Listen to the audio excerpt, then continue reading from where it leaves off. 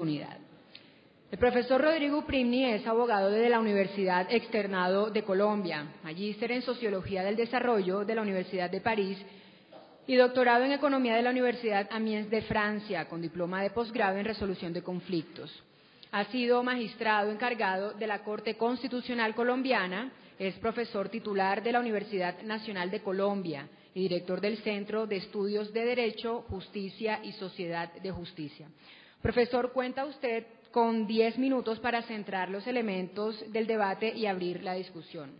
Y les recordamos a todos que en el escenario nos acompaña también en este panel el profesor Robert Alexi.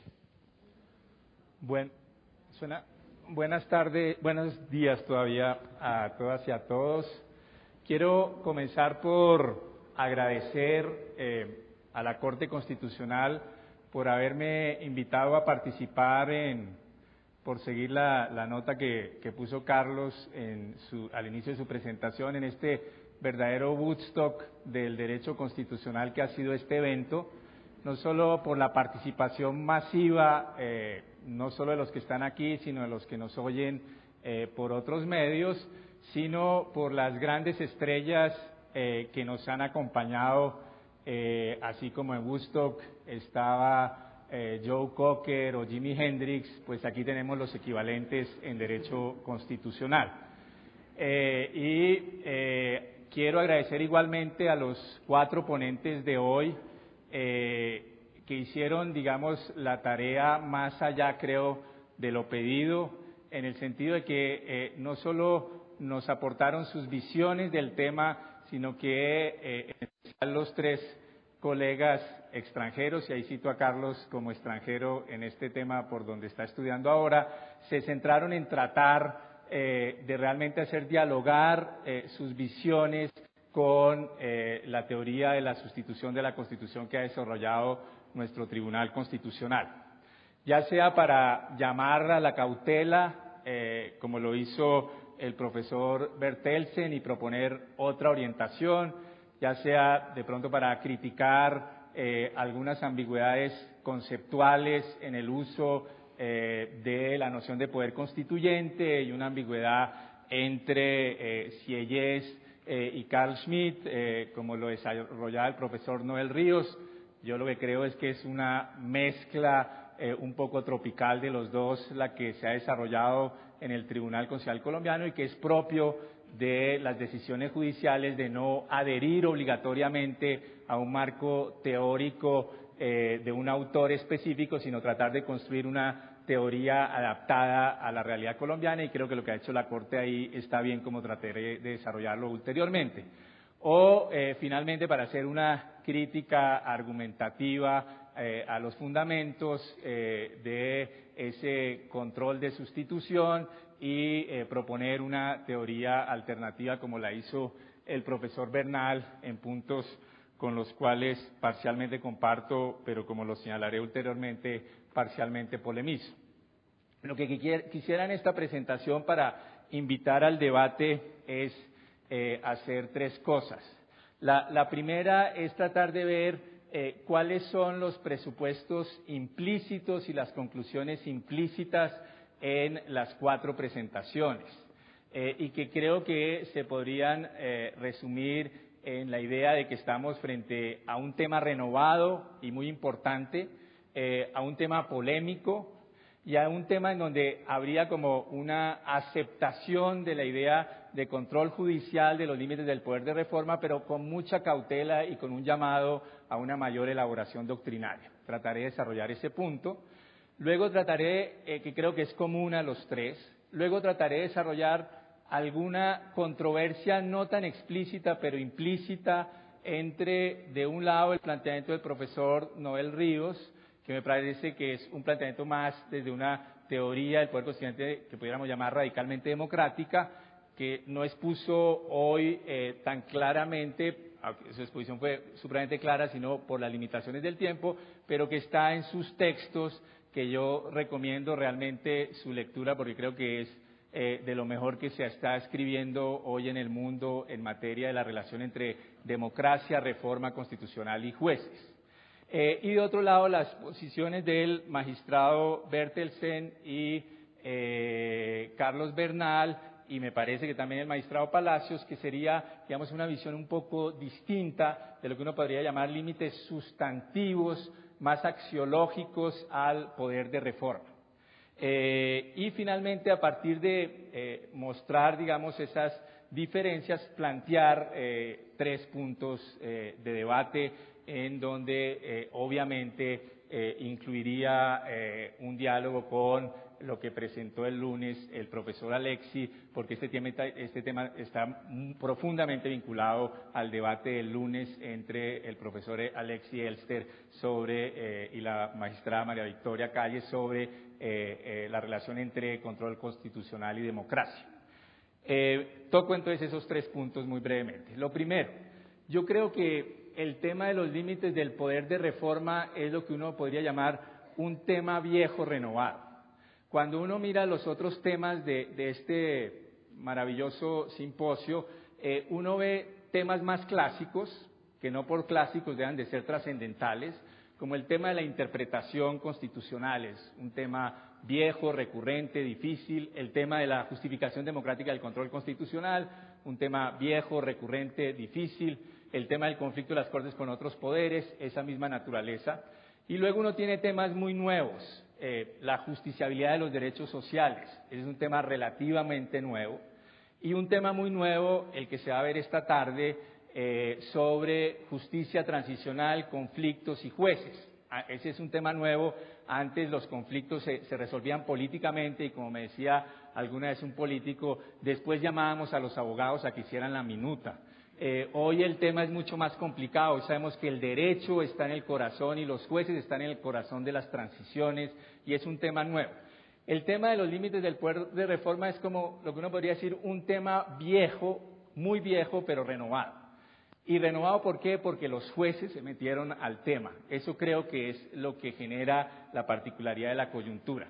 ¿Por qué es un tema viejo? O sea, aquí se ha citado, y con razón, numerosas veces el artículo 16 de la Declaración de los Derechos del Hombre y del Ciudadano, según la cual no hay constitución allí donde no esté garantizados los derechos y la separación de poderes, y hay un límite sustantivo al poder de reforma. Si uno hace una reforma que abola eso, pues no habrá constitución.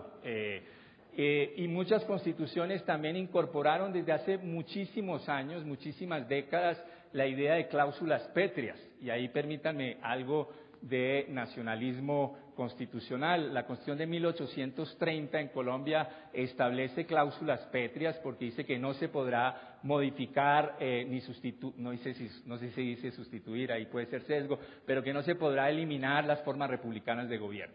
Entonces esa idea de que hay unos límites al poder de reforma es vieja, pero lo que yo creo es que antes eso era una controversia o doctrinaria, el debate sobre la obra de Schmitt es clásico, o que cuando estaba en las constituciones se consideraba no justiciable. Cuando le preguntaron al profesor Bedel que en Francia que cómo se podía controlar esos temas de esos límites materiales, él dijo, no, esa es una alerta política, obviamente no es para los jueces controlar. Lo nuevo hoy es que muchos tribunales constitucionales, como nuestra Corte Constitucional, se han metido en el tema. Y entonces hay un control, o sea, el tema se volvió justiciable. Por eso en las presentaciones de Carlos y el profesor Noel Ríos, que son académicos, fue un diálogo entre la teoría y decisiones judiciales. No fue un diálogo puramente teórico, porque hoy eso ya está en la práctica judicial. Creo que esa es como la novedad que le da una renovación al tema, porque lo vuelve un tema no solo de trascendencia teórica, sino de trascendencia práctica, y como decía el magistrado Bertelsen, de particular sensibilidad, un tema particularmente sensible porque tiene que ver con los cambios fundamentales que una sociedad quiere hacer y el papel apropiado de los jueces en esos cambios. Entonces, un tema renovado. Y al verse renovado se vuelve un tema muy difícil.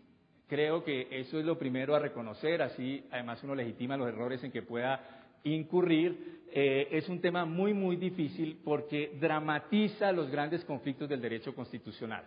Permítanme 2 temas. El dilema contramayoritario, el dilema de que jueces constitucionales no electos puedan anular las decisiones del legislador. Ese dilema contramayoritario, una de las salidas usuales es decir, mire, finalmente no es tan grave porque pues si al pueblo no le gusta, pues hace reforma constitucional. Y ahora les decimos no. Ahora sí los jueces constitucionales van a tener la última palabra. Ustedes recuerdan la célebre expresión del juez Robert Jackson en Estados Unidos, cuando le dijeron, ustedes quieren tener la última palabra porque se creen infalibles, y él le respondió, no, es que nosotros no es que queramos tener la última palabra porque nos creamos infalibles, es que somos infalibles porque tenemos la última palabra. Antes uno podría decir, mentira, porque si ustedes se equivocan, reforma constitucional, y ahora les dice, no, la reforma constitucional se la controlo, y no solo por vicios de procedimiento, por vicios sustantivos. Entonces el dilema contramayoritario se vuelve mucho más duro. Y el segundo, el dilema interpretativo. Si ya es difícil interpretar el artículo 16 de la Constitución colombiana del libre desarrollo de la personalidad, o el artículo primero que habla de dignidad humana, al menos ahí están los artículos. Pero cuando uno se trata de interpretar los límites implícitos y trata de encontrar los principios fundamentales de esos límites implícitos, incluso la norma de referencia ya se vuelve problemática, y entonces el tema interpretativo se vuelve más duro. Entonces por eso estamos en un tema polémico. ¿Por qué a pesar de un tema tan polémico y que generaría tantos riesgos de aristocracia judicial, sin embargo la mesa, no sé, el profesor Alexis, lo vamos a ver, pero la mesa tendió a tener una aceptación de la idea? Y yo creo porque también hay muy buenos argumentos a favor del control material de las reformas constitucionales, y ya se han señalado varios, vuelvo sobre ellos muy brevemente. La banalización de la idea de constitución con reformas recurrentes, entonces ya la constitución casi que se vuelve ley, y entonces uno dice dónde está el pacto que nos une, y entonces la idea de reforzar la permanencia de la constitución, los riesgos de la tiranía mayoritaria que nos vienen pues desde las obras de el federalista en Estados Unidos, y finalmente yo diría, y lo señaló ahí muy bien Carlos Bernal, el riesgo en nuestros países del presidencialismo caudillista, porque también vale la pena pensar que nosotros estamos hablando de control de las reformas constitucionales no en democracias ideales, no en Suiza, sino control de las democracias constitucionales en países llenos de caudillos. Y entonces ahí digamos como que el debate también se vuelve otro, y uno dice, bueno, si tenemos presidentes así, pues no está tan mal tener cortes así. En otros países tal vez sea un poco distinto. Y por eso el experimento mental de Carlos Bernal me gusta. Con esto entro al segundo punto muy brevemente, los debates y la fundamentación. En cuanto a la fundamentación, no quiero meterme, eso será para otra discusión con el profesor Bernal. No comparto, digamos, muchos de sus argumentos de que hay un non sequitur en el argumento de la Corte, porque creo que, bueno, digamos, ese es un marco amable de discusión, porque creo que el argumento se tiene en decir si la Constitución establece un poder es de reforma de la Constitución, quiere decir que la Constitución no le otorgó a ese poder constituido un poder de cambio de la Constitución, y por consiguiente el de la Constitución es el tema fundamental en donde debe mantenerse una identidad, y por consiguiente el poder de reforma puede reformar pero no puede sustituir. Creo que ahí el argumento se tiene. Puede a uno no parecerle el mejor argumento, comparto. A mí no me parece que el argumento alternativo que presenta Carlos sea muchísimo más sólido. Ahí también creo que, digamos, los argumentos sustitutivos que plantea, digamos, son bastante discutibles.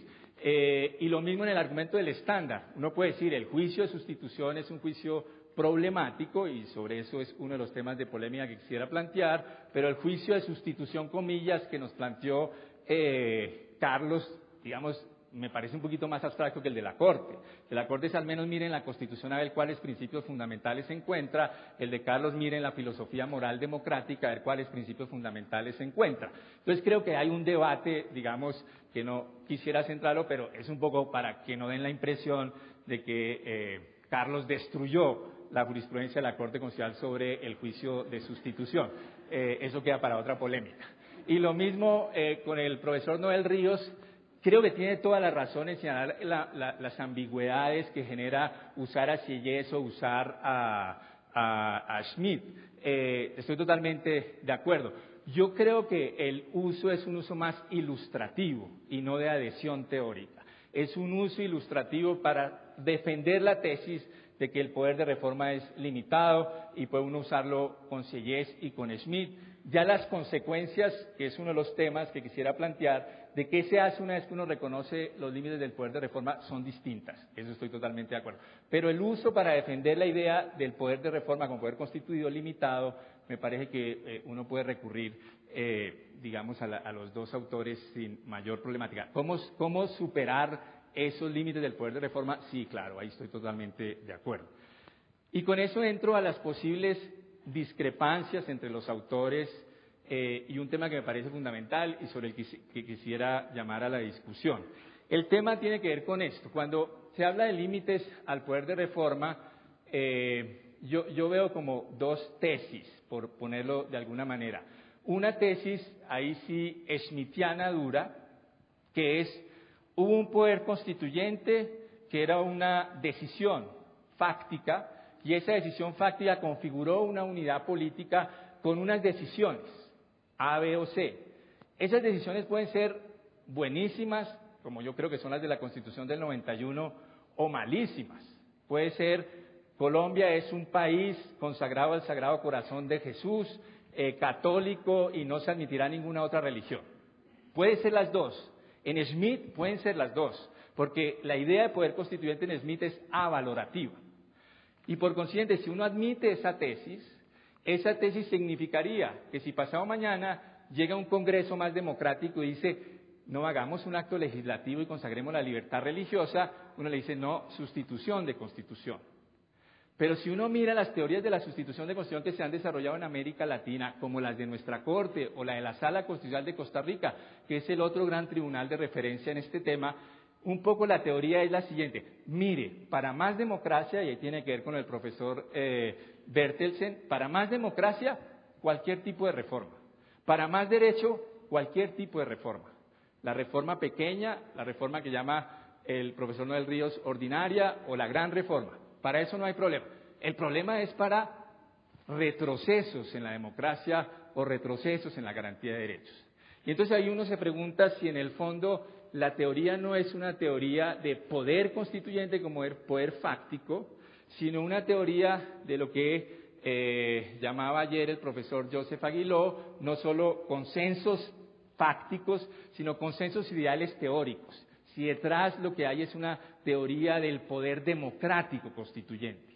Es decir, que lo que se garantiza es una cierta idea de constitución y una cierta idea de democracia. Entonces, la primera pregunta que yo quisiera plantearles es: ¿cómo ven ese dilema? ¿Es un dilema de verdad o es un falso dilema? ¿Y qué salidas tienen a ese dilema? Las consecuencias yo creo que son profundas. Si uno asume la primera teoría, el nuevo poder constituyente, apenas haya apertura, solo el poder de reforma tiene límites, pero el nuevo poder constituyente es un poder sin límites.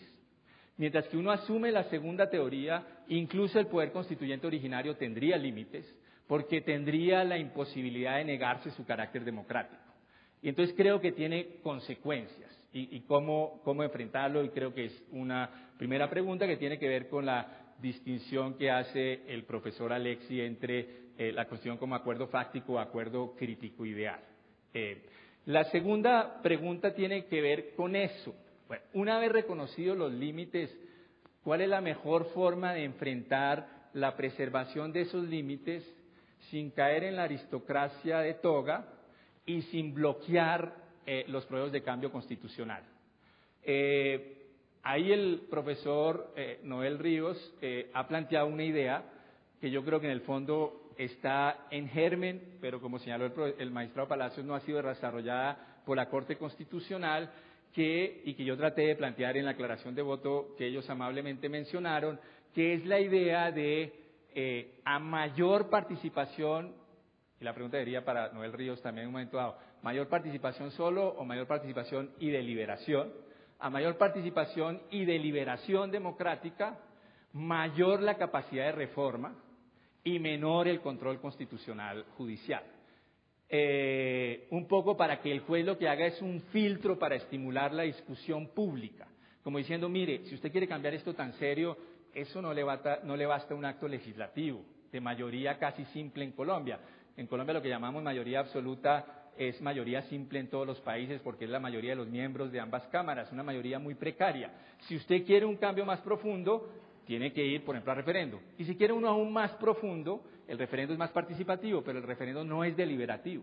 Entonces tiene que ir a lo más participativo y deliberativo, y ahí la teoría que yo propondría es una asamblea constituyente de iniciativa popular. En Colombia eso es posible. Hay una norma constitucional que plantea la posibilidad de que haya una iniciativa popular para plantear una asamblea constituyente, y ahí, digamos, los límites se reducirían. Entonces, si la segunda forma de enfrentar eso puede ser a través de formas mixtas de reforma, y que ahí el control constitucional sea distinto. Y la última es el tema del que se ha hablado todo el tiempo sin hablarlo, que es el tema de si hay un estándar objetivo para medir las sustituciones.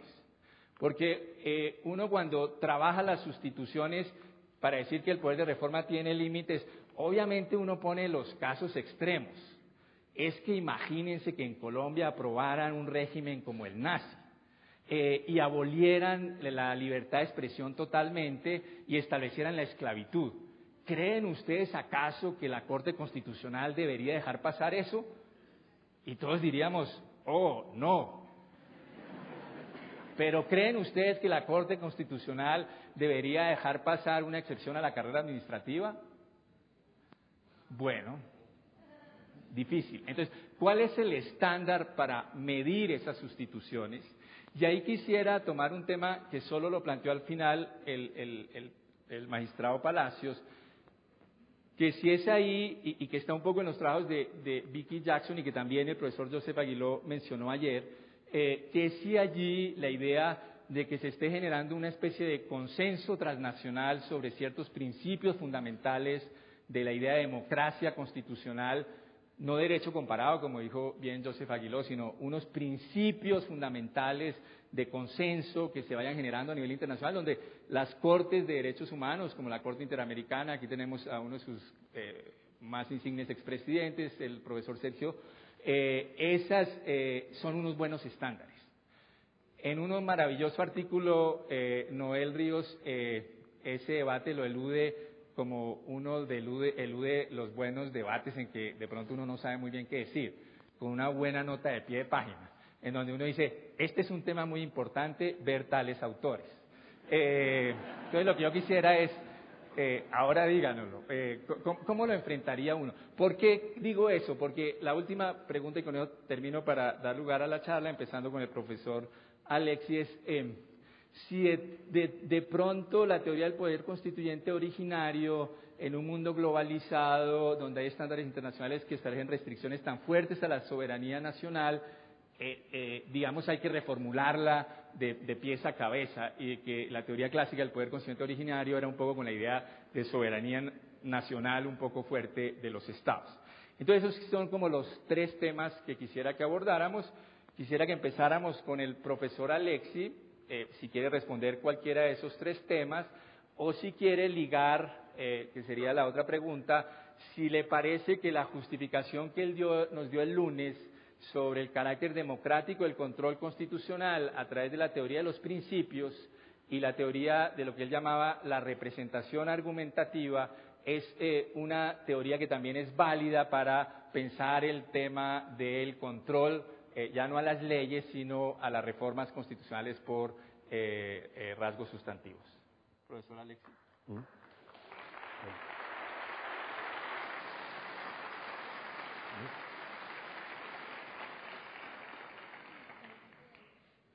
Yes, thank you very much that I can make some remarks on this problem. Puedo hacer algunos comentarios sobre The este problema, question y la pregunta of whether de si there exist constitutional limits limitaciones constitucionales of the constitutional del power poder to constituyente amend the para Constitution. modificar la I Constitución. used 3 times Es, the word constitution. yo he utilizado The 3 question veces la is palabra also Constitución. La whether pregunta there es que exist si constitutional limits of the existen constitutional power limitaciones to amend constitucionales the sobre el Constitution. poder This constituyente question para modificar la leads Constitución. directly Eso nos to a conlleva paradox. directamente a una We paradoja. might call this paradox Este the paradojo amendment paradox. es la paradoja a la Why it is a modificación. paradox?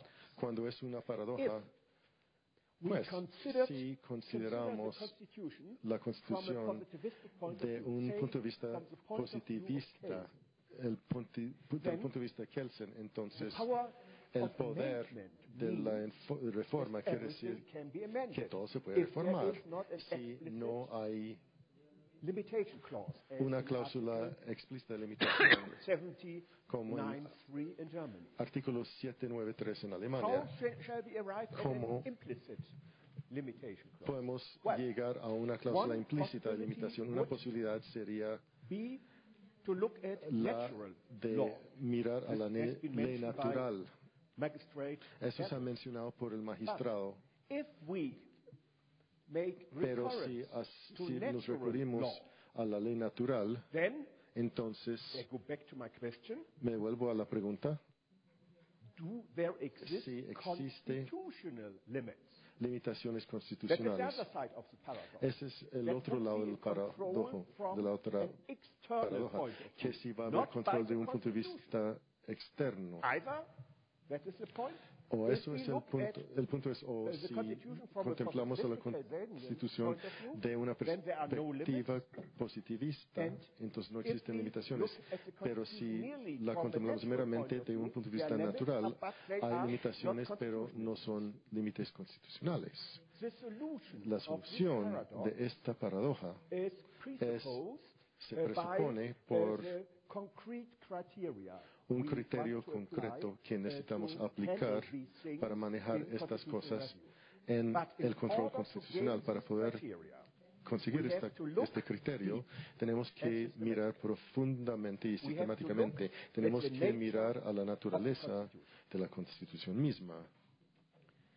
Only an analysis of the Solamente nature of the un Constitution análisis de la naturaleza de la Constitución puede resolver And this ese problema. Y analysis must este be análisis normative. tiene que ser Analysis, normativa, as Carlos Bernal como Carlos has pointed Bernal out. ya ha indicado. Conceptual distinction La distinción do not conceptual no nos The ayuda. La distinción often mentioned que in se this menciona Congress muchas between veces en este amendment Congreso entre and la enmienda y la makes sustitución, pues but tiene it does not help. sentido, pero no nos ayuda, For this distinction porque esta distinción expresa nothing more nada más than the thesis que la that there tesis are limits. de que existen But why there are limitaciones, limits pero ¿por and qué how existen limitaciones? these limits Y cómo estas are to be limitaciones determined se pueden is determinar not entailed no by this distinction.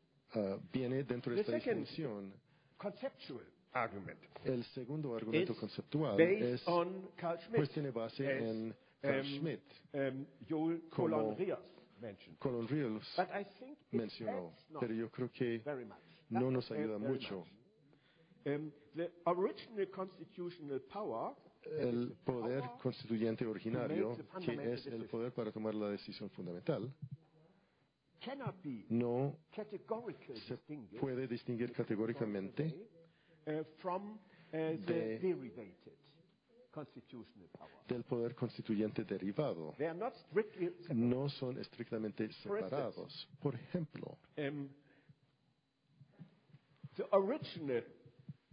original constitutional power el poder constituyente is originario connected with two está concepts. conectado a dos First, conceptos. with En the primer concept lugar, con el of concepto the de political basis decision.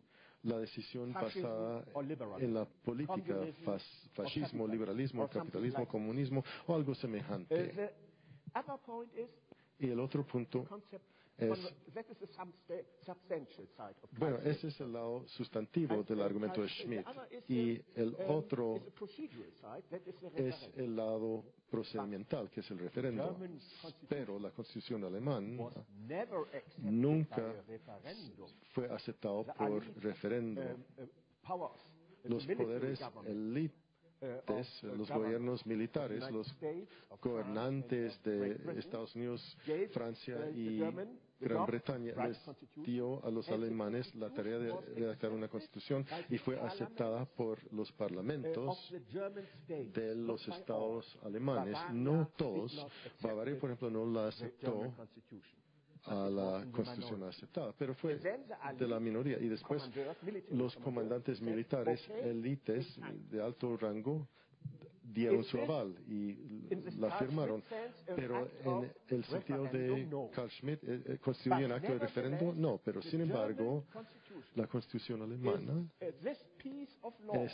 este pedacito de ley es de toda la historia alemana que es más estimada por el pueblo alemán. Y yo creo que esta es una especie de representación que reemplaza al referendo. Bueno, estas distinciones conceptuales son interesantes y deberíamos preocuparnos por ellas, pero no pueden resolver nuestro problema. Yo creo que la única posibilidad para resolver el problema es, y Carlos Bernal ya lo ha mencionado, es concebir de la naturaleza de la Constitución como una naturaleza dual. Una Constitución es un arreglo que se crea para poner en la ley positiva requisitos fundamentales y morales que incluyen los derechos humanos muy claramente, pero también el principio de la democracia, de la separación de los poderes y que es un Estado social. Estos son postulados fundamentales de la razón. Si aceptamos esto, entonces la Constitución, si queremos tener una imagen completa, la Constitución es ley positiva y el texto de la Constitución es, pues hay que tomarlo muy en serio, pero al mismo tiempo es más que el texto. Los derechos humanos y los derechos constitucionales siguen con vida. La idea de la democracia, como postulado de la razón, sigue vivo como una idea subyacente de las reglamentaciones concretas de la Constitución. Si decimos esto, entonces tenemos un criterio y yo supongo que el magistrado Palacio habló de los excesos.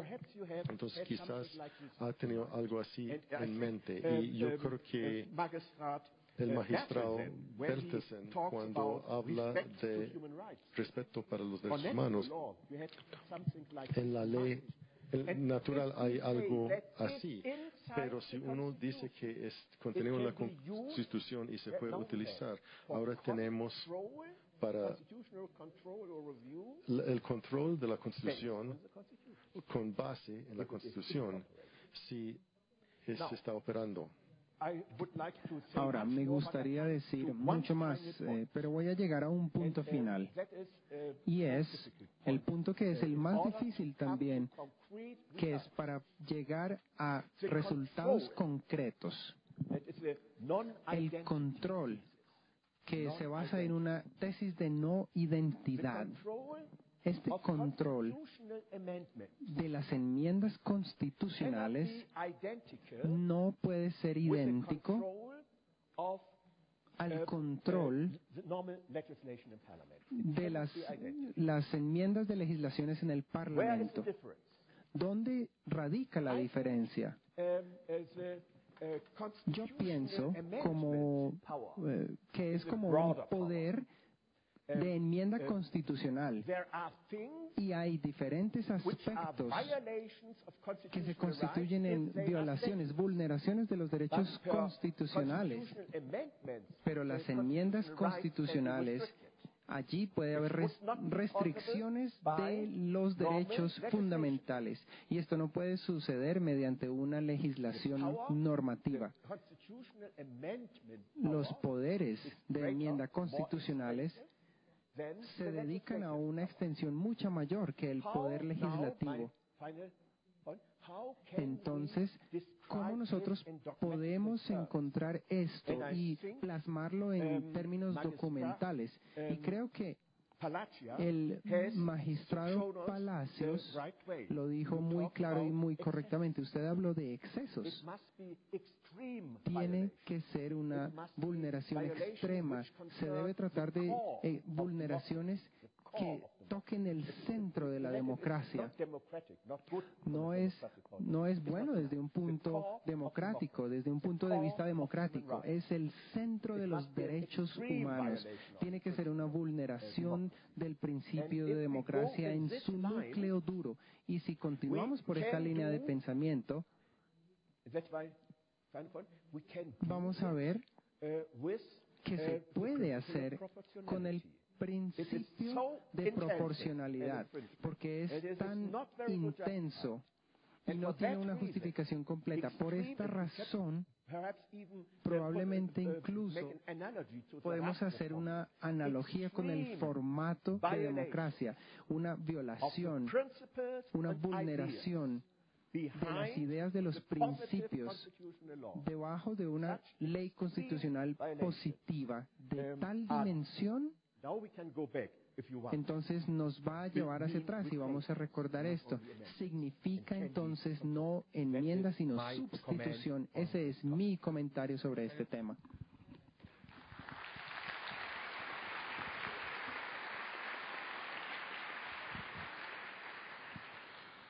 Muchas gracias, profesor Alexi, por sus muy productivos comentarios que sugieren, digamos, un posible estándar para controlar las posibles sustituciones con esa idea de excesos en el poder de reforma que generen violaciones excesivas e intolerables, por ejemplo, a los derechos. Le voy a pasar la palabra a los otros panelistas para ver si quieren responder al profesor Alexi o a los interrogantes que les he planteado. Muchas gracias. Tanto el profesor Uprivni como el profesor Alexi han hecho planteamientos muy incisivos y provocativos, y voy a intentar de responder a la mayoría de ellos, intentando que no me pase como decimos en Puerto Rico, que no se me haga un revolú. Voy a tratar de hacer eso lo más posible, pero si el moderador nota que me está pasando, por favor, siéntase la libertad de interrumpirme. Yo no lo necesito. Bueno, el primer punto que quería aclarar es que la referencia que yo hice en mi presentación a Emmanuel Sieyès y Carl Schmitt no era con el propósito de enfatizar a esos dos autores como si la Corte tuviera que decidir entre uno o el otro. Mi propósito simplemente era utilizar a esos dos autores para ejemplificar dos concepciones distintas del poder constituyente y explorar un poco las implicaciones de cada una de esas concepciones. Ahora bien, en cuanto al planteamiento inicial del profesor Alexi, yo creo que, después de todo, para mí no hay tanta diferencia entre nosotros en cuanto a este tema, en el sentido de que cuando yo hablo de que se puede defender la doctrina de la sustitución de la Constitución en base a la distinción de la teoría del poder constituyente, mi idea no es simplemente decir, adoptemos la teoría de Carl Schmitt y ahí resolvemos el problema. Mi idea es que la teoría del poder constituyente, ya sea la de Carl Schmitt o la defendida por otro autor, debe ser complementada con una concepción normativa de la democracia deliberativa. Y en ese sentido lo que yo estaría diciendo es que en aquellos casos en que un juez constitucional entienda que determinada reforma implica la sustitución de la Constitución y la creación de una Constitución nueva, el juez constitucional entonces debería ordenar a los poderes constituidos a abstenerse de realizar esa reforma y decirle al pueblo, si ustedes interesan sustituir la Constitución de esa manera, entonces deben recurrir a un proceso participativo y deliberativo similar al que se utiliza normalmente para crear una Constitución democrática. Ese sería mi primer punto.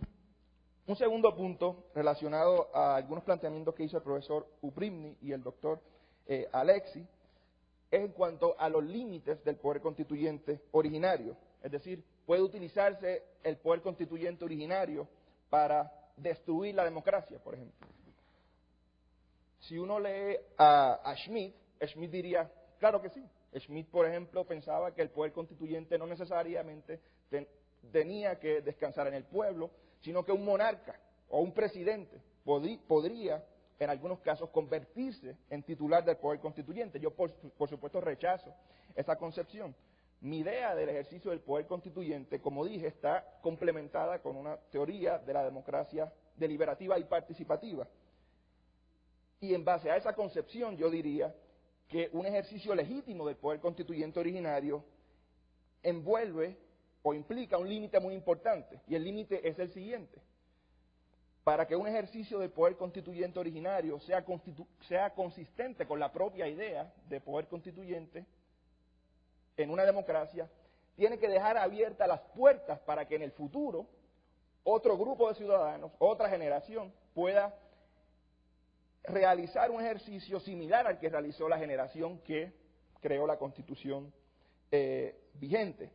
Y eso implica que el poder constituyente originario tiene que, para crear esa apertura al ejercicio futuro del poder constituyente, tiene que proteger los derechos que Carlos, en su presentación, se refirió como derechos constitutivos de la democracia deliberativa. Es decir, tiene que crear una constitución que proteja los derechos políticos fundamentales, derechos necesarios para la existencia de cualquier régimen democrático y de cualquier ejercicio futuro del poder constituyente del pueblo, y quizás inclusive tiene que proteger derechos sociales que son necesarios para el ejercicio efectivo de los derechos políticos.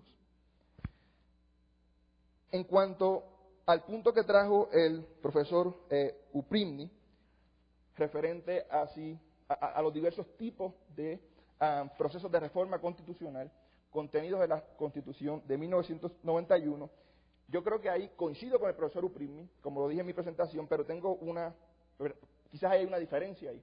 La diferencia es la siguiente. En términos generales, la Constitución de 1991 establece 3 procedimientos distintos de reforma. El primero es el acto legislativo, que requiere una mayoría absoluta y además requiere un proceso de debate extendido. Ese proceso es consistente con el principio de la deliberación, requiere un mayor periodo de deliberación y también requiere que haya una mayoría absoluta, es decir, requiere que los legisladores estén allí para que intercambien argumentos. Es consistente con el principio de la deliberación, pero es inconsistente con el principio de la participación. El segundo mecanismo de reforma, el referendo, es consistente con el principio de la participación, pero no es consistente con el principio de la deliberación, porque un referéndum no necesariamente requiere que haya una real deliberación entre los ciudadanos, requiere un voto, sí o no, usted está de acuerdo, sí o no, y de la agregación de esos votos se toma una decisión. De manera que yo no estoy seguro de cuál de esos procesos debería utilizarse para realizar cambios constitucionales más fundamentales.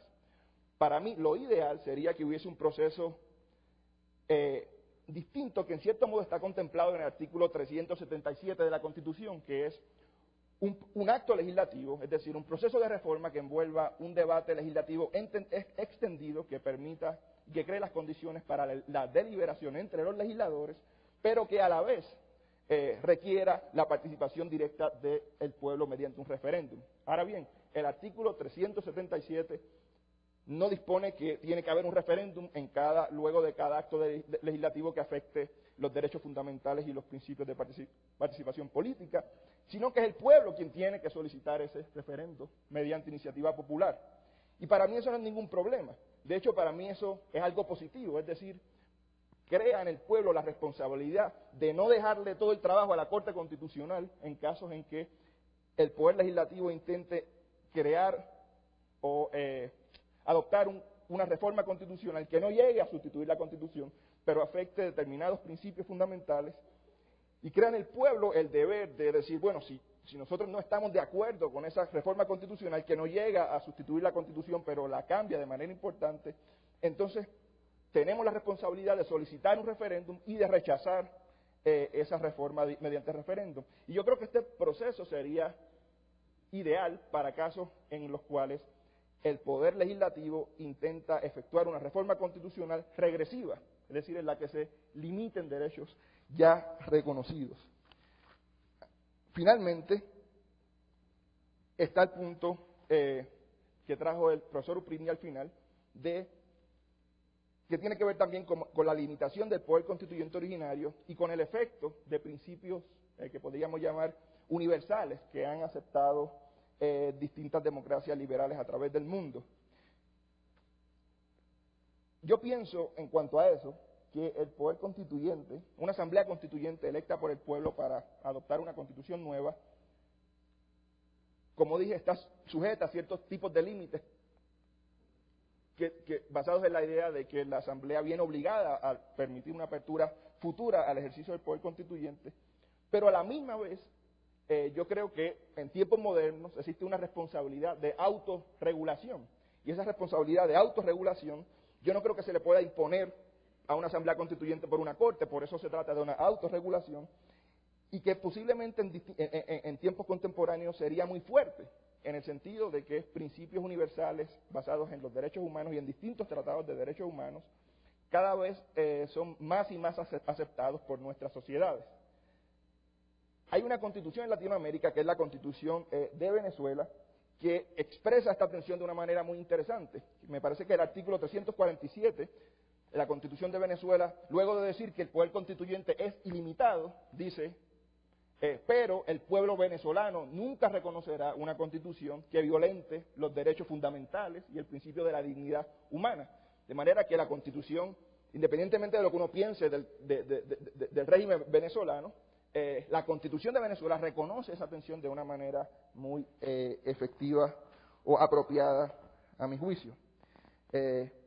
Me parece que debo detenerme aquí para no tomar más tiempo, pero bueno, si hay alguna otra pregunta. No, muchas gracias, profesor Noel Ríos. Como diríamos en Colombia, no hizo ningún salpicón. No hizo un salpicón, no, perfecto, tremendo. Fue una respuesta muy lúcida. Yo el único comentario que tendría es que de los procedimientos previstos en la Constitución, el que me parece que mejor combina el principio participativo y el principio deliberativo, que yo creo que sería el propio de reformas constitucionales profundas, es el de la Asamblea Constituyente, porque, sobre todo si es de iniciativa popular, porque habría una iniciativa popular por consiguiente movilización ciudadana para convocar la Asamblea Constituyente, habría una primera deliberación en el Congreso para definir el acto legislativo, la ley que aprueba la Asamblea y le establece su competencia, y con todos esos debates que usted planteó en su presentación, y luego habría convocación a elecciones que requiere una mayor participación y luego la deliberación de la Asamblea. Por eso sí creo que es la que en la jurisprudencia de la Corte, ahí no le vamos a pedir al profesor Palacios, al maestro Palacios, que nos dé su opinión para que no se tenga que impedir en ningún caso futuro, pero creo que en la jurisprudencia de la Corte, por eso la Corte establece que hay una especie de apertura parcial al poder constituyente originario, un esfuerzo de institucionalización parcial del poder constituyente originario. Claro que teóricamente una institucionalización total del poder constituyente originario es una especie de contradicción en los términos, pero sí una apertura es un poco la idea. Sí. Un minuto simplemente para responder a ese punto. Yo estoy totalmente de acuerdo. Es decir, para la sustitución de la Constitución yo creo que se requiere el método más participativo y deliberativo de los tres. Lo que pasa es que eso fue parte de Revolú, quizás no lo mencioné en mi respuesta. Por supuesto, para sustituir la Constitución yo estoy totalmente de acuerdo con el profesor Uprimni que el único método aceptable sería una asamblea constituyente convocada por el pueblo a través de referéndum, luego de un debate legislativo, y a mi juicio se debería también tener un referéndum al final, y ese sería el mecanismo más participativo y deliberativo posible bajo el régimen colombiano. Mi punto anterior en cuanto al acto reformatorio acompañado por referéndum, lo hice con el propósito de referirme a cambios que no llegan a la sustitución de la Constitución, pero que, por ejemplo, son cambios importantes porque implican una regresión en los derechos. Esa era la distinción. Muchas gracias. Carlos. Yo quisiera hacer solamente una aclaración y 2 puntos. La aclaración, no voy a responder a el ataque que sufrí de parte del profesor Uprimni por 2 razones, una formal y una sustancial. La formal es porque me sujeto a la autoridad, la sustancial para no violar su derecho fundamental al almuerzo y el mío, pero que conste, uno, que el derecho de contradicción es no solamente un elemento esencial a la Constitución, sino esencial al concepto de panel, y 2, que lo que queda claro es que no sabemos si el constituyente secundario o la Corte tengan la última palabra, pero el profesor Uprimni sí que la tiene. Muy bien. Ahora, mis puntos.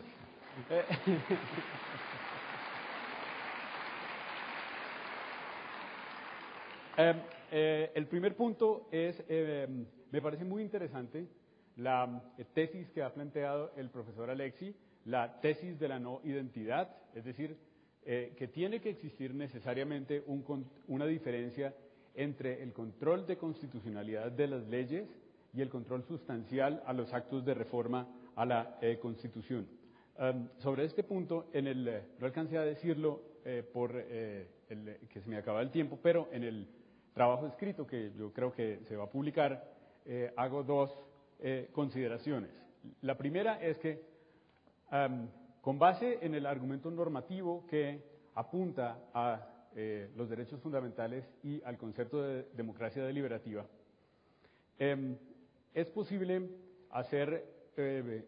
tener en cuenta dos puntos. El primero es que hay aspectos de la Constitución, como nuestra Constitución, por lo menos la colombiana, pero esto pasa en muchos otros países, es tan amplia, es tan reglamentarista, tiene un catálogo de derechos fundamentales tan amplio, que hay algunos de estos derechos fundamentales que no son esenciales para la democracia deliberativa, y algunas de estas reglas que no son esenciales para la democracia deliberativa. Una primera tesis es que si el poder de reforma modifica estos elementos, no hay ningún problema. En cambio, en el control ordinario de las leyes, sí habría una razón para declarar la inconstitucionalidad. Y el segundo punto es que, ¿qué pasa si hablamos de las intervenciones en los elementos que sí son parte de la democracia deliberativa? Allí yo concuerdo con el profesor Alexi, él ha dicho la palabra tiene que ser una intervención extrema. En mi trabajo yo había puesto enorme o huge, podríamos decir, aplicando esta doctrina que tiene tradición aquí en la doctrina del derecho constitucional colombiano del doctor Carlos Restrepo Piedradita, la enormidad de la anormalidad. Muy bien, y el último punto al que quisiera referirme muy brevemente es muy interesante el tercer punto que plantea el profesor Uprimi, y es el del consenso transnacional. Y quisiera simplemente decir algo a lo que hace referencia John Rawls en Political Liberalism, en el liberalismo político, que es lo siguiente. Él allí dice que cuando habla de las libertades básicas, él dice, ¿qué pista tenemos acerca de que cierta libertad tiene que formar parte del catálogo de libertades básicas que debe existir en una sociedad justa y el catálogo de libertades básicas que luego tienen que estar en la Constitución? Y él dice, hay dos pistas. Una de esas pistas, y a la que quiero precisamente hacer alusión ahora, es que históricamente en las constituciones hayan aparecido esas libertades. Si se me permite hacer un argumento mutatis mutandis, es decir, guardando las proporciones, podríamos decir que una pista de que un elemento es esencial para la democracia deliberativa no es solo que esté en nuestra Constitución, sino que además aparezca en uno de los tratados internacionales, en tratados internacionales de derechos humanos o en otras constituciones de otros estados. Hay un concepto que ya se empieza a desarrollar en Estados Unidos que es Generic Constitutional Law, derecho constitucional genérico, que hace alusión, por ejemplo, al principio de proporcionalidad y a otros derechos y criterios que se pueden abstraer de las positivizaciones concretas en las distintas constituciones. Muchas gracias, Carlos. De pronto ahí una pista para explorar sería la manera como las Cortes Internacionales han trabajado el tema del artículo 38 sobre los principios generales de derecho aceptados por lo que, comillas, las naciones civilizadas. Ahí se referían a las europeas después de la Segunda Guerra Mundial, bueno, digamos, diría a la mayor cantidad de ordenamientos jurídicos, porque hay una pista de cómo se ha trabajado ese tema y podría ser interesante de pronto para construir estándares de ese derecho constitucional transnacional. Creo que ustedes tienen... Sí. Para pedirle al profesor Joel Colón, de pronto fue que no le entendí bien su última argumentación. Si mal no le entiendo, usted dijo que el constituyente primario, al elaborar la Constitución, y esta, si es revisada por el constituyente secundario, el Congreso, y viene o va a una Corte Constitucional para su examen y encuentra que se cambiaron pilares de la misma, ejes axiales, la vértebra de la Constitución, no te entendí ahí, debe volver a un constituyente primario. ¿No sería eso de pronto muy engorroso, muy difícil, muy traumático? Eso por un lado. Segundo, está muy bien teorizar todo lo que se dice, muy interesante, porque eso permite el desarrollo constitucional, pero uno no debe olvidarse también del sitio o del país donde está funcionando. En el caso de Colombia estamos en unas particularidades muy, muy concretas, que no podemos, así sean exógenas, no nos podemos despojar de ellas. Factores supremamente delicados, un presidencialismo bastante acendrado y grupos al margen de la ley que tienen su influencia. Recordemos que hace unos años, no sé cuántos, un paramilitar colombiano se jactaba que tenía un 33% del Parlamento colombiano. Entonces hay que tener en cuenta todas esas realidades propias de cada país. Muchas gracias, magistrado Palacio, sobre ese llamado creo que lo hizo también el magistrado Cepeda, el ex magistrado Cepeda, perdón, en sus comentarios a la importancia en todos estos temas, esa dimensión contextual de la adaptación de distintas visiones teóricas. Sí, muchas gracias. En cuanto al primer punto, la idea no es que cada vez que una Corte Constitucional declare inconstitucional un intento de reforma por sustitución, no es que siempre haya una asamblea constituyente, no es que la Corte Constitucional ordene la creación de una asamblea constituyente, al contrario, una asamblea constituyente para mí solo sería convocada en casos sumamente excepcionales. La idea simplemente es que si una Corte Constitucional declara que determinada reforma equivale a la creación de una Constitución nueva, entonces la Corte Constitucional, al declarar la enmienda o la reforma inconstitucional, lo que estaría diciendo es esa enmienda solamente podría ser adoptada por una asamblea constituyente que opere bajo los mismos principios de participación y deliberación que operaría una asamblea constituyente llamada a crear una constitución nueva. Si se convoca o no a la asamblea, eso es otra cosa. En mi opinión, rara vez sucederá eso. El segundo punto, en cuanto al contexto, yo estoy sumamente de acuerdo y en ninguna manera pretendo que mi análisis teórico se entienda como un consejo a la Corte Constitucional colombiana. Jamás me atrevería a hacer eso. El único planteamiento que haría sobre eso es que yo pienso que la democracia deliberativa no es solamente un asunto de la creación de leyes ordinarias. Es decir, Carlos decía en su presentación que lo importante es proteger la democracia deliberativa. Yo creo que no solamente se trata de proteger la democracia deliberativa, por supuesto hay que protegerla, pero también es necesario promoverla. Y promoverla no solamente al nivel legislativo, sino al nivel de reforma constitucional. Es decir, si es necesario sustituir la Constitución, el mejor método posible sería el más participativo y deliberativo. Y yo pienso que mecanismos de participación y de deliberación, en cierto modo, pueden servir inclusive de freno al presidencialismo, porque ya no sería el presidente el que podría ir directamente hacia el pueblo y decirle, aquí está mi propuesta de enmienda, apruébala sí o no. No se trataría de eso. Sería que el pueblo directamente, bajo procesos extraordinarios, tendría la oportunidad de elegir delegados específicamente autorizados para deliberar, no para decidir, para solamente deliberar sobre la posibilidad o la necesidad de crear cambios constitucionales fundamentales. Muchas gracias, magistrado Bertelsen. Sí, quisiera insistir en dos o tres puntos. Uno, que se ha recordado ya, es una atención y valorización mayor de las circunstancias de los distintos países. Hay países en que la convocatoria a una asamblea constituyente, como fue el caso colombiano que plasma en la Constitución de 1991, dio buenos resultados. Pero si uno ve otros países latinoamericanos que están en la mente de todos, el recurso a asambleas constituyentes parece que no ha resultado tan bien.